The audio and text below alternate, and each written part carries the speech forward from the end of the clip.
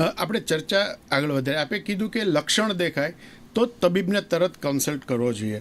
તબીબને consult કરે છે, તબીબ એમને ડાયગ્નાઇઝ કરે છે, કદાચ પ્રાથમિક તારણોના આધારે અથવા તો ટેસ્ટના આધારે.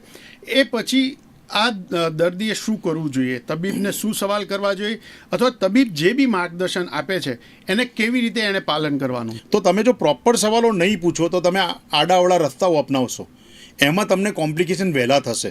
સો સવાલ પૂછવું બહુ જરૂરી છે. અને છેલ્લી વસ્તુ, આમાં 10 વર્ષે 15 વર્ષે 20 વર્ષે કોમ્પ્લિકેશન નાના મોટા આવવાના જ છે.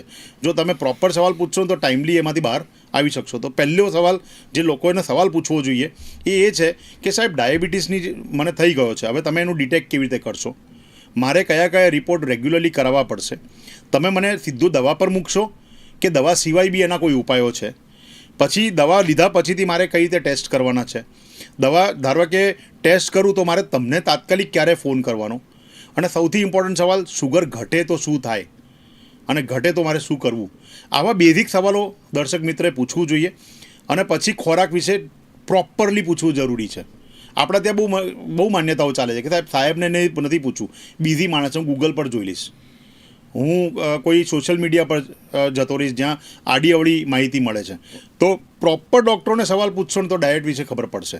પછી આવે ફિઝિકલ એક્ટિવિટી માટે કે સાહેબ શું કરું જેથી કે શુગર મારું મસલ જોડે પહોંચે ને ત્યાં વપરાઈ જાય.